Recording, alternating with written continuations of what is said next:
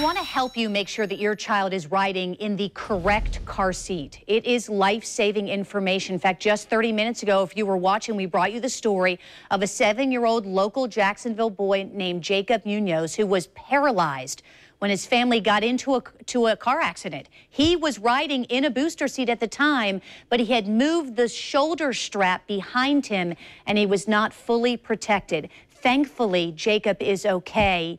He is a bright, bubbly young man, but he is paralyzed from the waist down. Now, this morning, we've invited Jessica Winberry from Safe Kids of Northeast Florida here to show us how to choose the right car seat for your child. And in the case of Jacob, Jessica, good morning to you.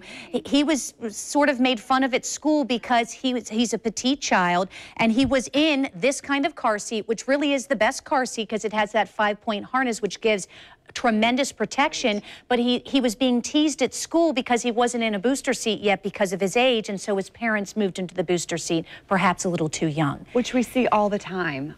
So CPS Week, Child Passenger Safety Week, is this week, and our goal is to talk about the correct seat for your child. So although they come with heights and weights, we always want to look at those dynamics. So in the story of Jacob, he described that he was in a booster seat, had moved the shoulder strap behind him, and was leaning down. So when he got into the car crash, the seatbelt wasn't sitting on him properly. Had he been in a 5-point harness like this, you notice he would not have been able to move or lay down. So that could have changed some of the dynamics of that crash. And it's interesting because Jacob told me, he said the reason that he moved the shoulder strap behind him is because it was hitting him here in the neck, which is the first sign that tells you they're not either in their booster seat correctly or they should be in a seat that is a 5-point harness, correct? Absolutely, absolutely. So what happens here when you're using just a booster seat only lifts a child up high enough to make the seatbelt fit properly. There's no additional protection here. So they're sitting like an adult would in a seatbelt, but we're just lifting them up high enough. So if you've got a child that's young, of course they're going to be moving around and they may not be sitting there properly. In the case where they really still should be in a 5-point harness, sometimes even the booster seat's not enough to boost them up high enough. So, and this is a lot of numbers here, and I know that we're going to create a link, obviously, to Safe Kids of Northeast Florida, and I don't want to confuse people, but parents really need to pay close attention. The reality is there's some important numbers. There's 4 years old and 40 pounds. Under 4 or under 40 pounds, 5-point harness. Now correct? I know, because it's confusing because some kids are petite and they're older than 4, like in Jacob's case. So we always, Safe Kids, we use best practice. Okay. So the best practice is to keep your child in the safest thing for as long as you possibly can. The safest a child or a person can ever ride is rear facing in a 5-point harness. So we want to keep them that way as long as possible. So depending on what type of car seat you have, depends on the weight limit that allows your child to stay in that position. So if you have a rear-facing car seat that goes to 40 pounds rear-facing, your child is safest staying in the rear-facing position. Is that regardless of the age? That's regardless of the age. You need to focus then on the pounds. On the pounds and the height. Okay. So on the sides of your car seat, there's stickers on the sides of the car seat, and they tell you what the weight limits are. You need to follow those guidelines.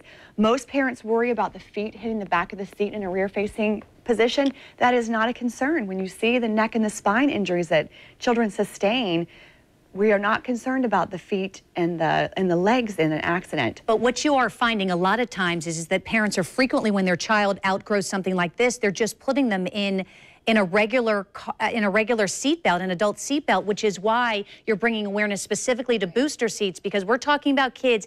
They could be 12 and still need to be in something like this. People usually are surprised. My child was 9 before, and because she's very tall, she was 9 before I moved her out, and my son was 10 before I moved him out of a booster seat. I mean, that's important information. It is, and you don't see many parents practicing that.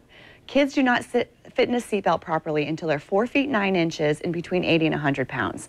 Most young children, depending on their height and weight, that is 8, 9, 10, 11 years old. We don't want to graduate. I hear a lot of parents talk about, oh, they graduated to a booster. It's not really something that we should be excited about. The longer we can keep them in that 5-point harness, you think about a race car driver, they get into car crashes going, super fast, and they're not injured as often because they're in a 5-point harness. Now, this is important because we're partnering with you guys to help give out a phone number today. Yes. Explain a little bit who should call this phone number, because it's about getting a seat at a reduced rate and maybe even possibly a free booster seat. So we are having our booster seat check Saturday, this Saturday. And Parents need to call, and I think you're going to give the phone number. Parents need to call if they have any questions about how their child should be riding. If they have a child that needs to fit in a 5-point harness, we have those available.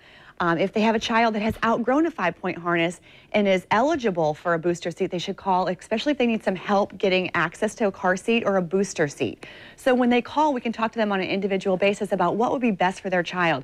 As safety advocates, we're really looking at what is the best practice. So if we have a child, this particular seat goes to 65 pounds. So a child can fit in that seat until they're 65 pounds. That would be the best practice. You know, whenever do you have an opportunity to pick up the phone and call and get the information, not have to read it on the side of a label, but get it from someone who is trained, which is why we're helping with this phone number. Thank you for being here, Jessica. I want to give out that information.